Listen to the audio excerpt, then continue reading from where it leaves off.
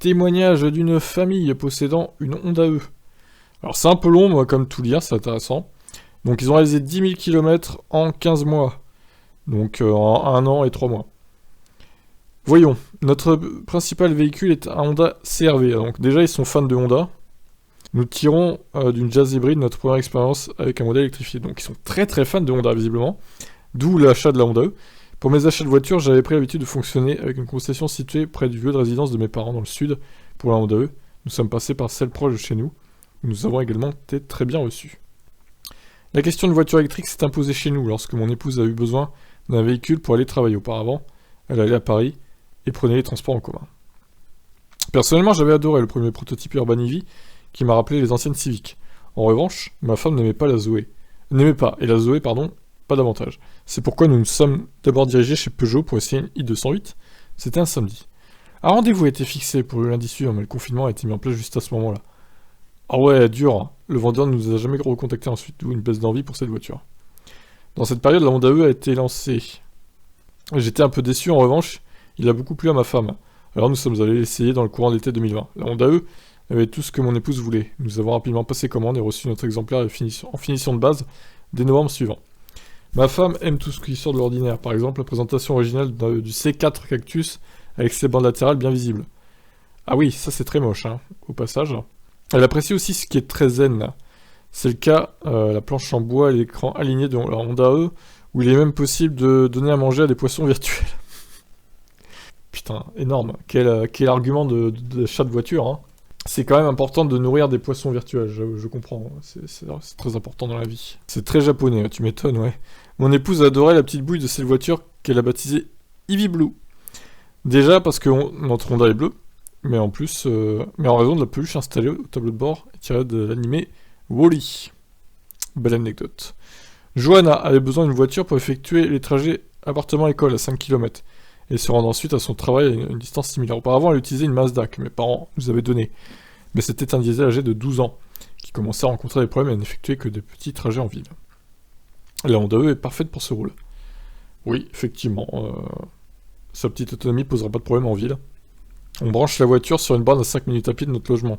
Près de la mairie, de plus en plus de voitures électriques viennent s'y charger. Des i208, des Zoé, des i3, un modèle 3 taxi. Mais nous trouvons toujours un créneau pour la nôtre, 2 fois par semaine. Au moins, la recharge en voirie ne nous coûte pas plus de 20 €. Alors, 20 € pour 35 kWh, 30 on va dire, utile. C'est quand même cher, hein. Vous pouvez pas la brancher chez vous en plus. Putain, ça fait...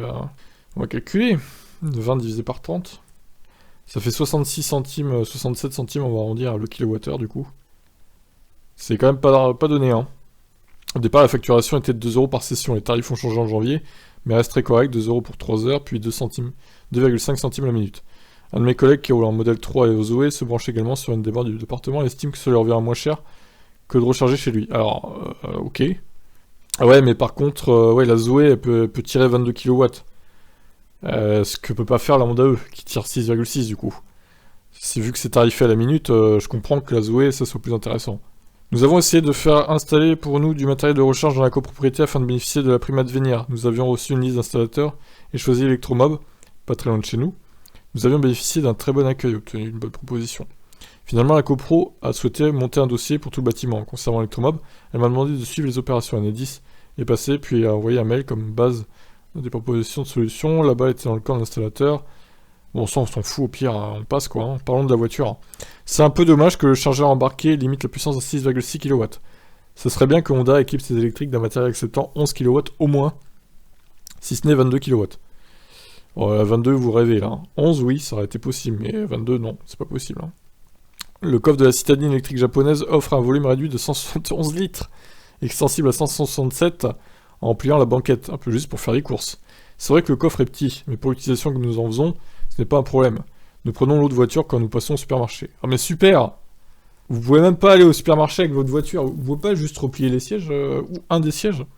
L'autonomie est un peu juste, elle nous gêne un peu, surtout parce que nous sommes dans un appartement. Quand nous serons dans notre maison, la recharge sera plus facile, ce sera moins embêtant. C'est vrai. Nous avons également apprécié un frein à l'avant, comme on en voit de plus en plus sur les VE. Alors les points forts, nous avons choisi la petite puissance, 100 kW. Alors la version Advance c'est pas 110, hein, c'est 150 je crois. Hein. ou 130, je sais plus. Mais c'est plus que 110, il me semble. C'est très suffisant, même en mode... Ah, quoique j'ai dit peut-être une connerie, je sais plus. Bref. Même en normal, on appuie sur l'accélérateur et ça part très bien. La Honda E se montre puissante pour son gabarit. Le rayon de braquage 4,30 m est exceptionnel. Se garant au créneau avec cette voiture est tout juste magique. Surtout avec l'aide de la vision 360 degrés. Oui, c'est vrai que quand j'avais testé, c'était pas mal la vision 360. Mais il n'y a pas que celle-là qui l'a, quoi. Hein. Les caméras qui servent de rétroviseur intriguent. On a même vu des personnes qui pensaient qu'ils étaient cassés. On s'y fait très vite. Même si au départ c'est un peu moins évident avec la rétrovision à gauche. Ce qui peut être un peu perturbant, c'est qu'une fois la voiture arrêtée, on ne voit plus derrière sur les petits écrans. Oui, effectivement, ça c'est embêtant, oui. Faut redémarrer la voiture obligatoirement. On se sent bien dans la Honda E. Quand on monte dedans, on est content, car on sait qu'on va éprouver du plaisir à la conduire. Les palettes au volant ne m'intéressent pas vraiment. Ah bon? Ah bah ça c'est con quand même. Parce que c'est un bel avantage les palettes au volant, pour la régène. En revanche, le One Pedal, qui permet de ralentir jusqu'à l'arrêt sans toucher les freins, est parfait, ma femme et moi ne roulons qu'avec ça. C'est dommage de pas utiliser les palettes vraiment les gens. Des personnes jettent un œil à l'intérieur et souhaitent monter dedans. Signale Johanna. Son mari espère passer également un jour à l'électrique pour la voiture principale. J'y pense depuis que Tesla a annoncé la Model 3. Le budget est cependant important. Au moins 50 000 euros. Alors, bah du coup non. Quand c'était à 38 000, c'était pas 50 000 du coup. Et c'est encore trop la galère pour recharger.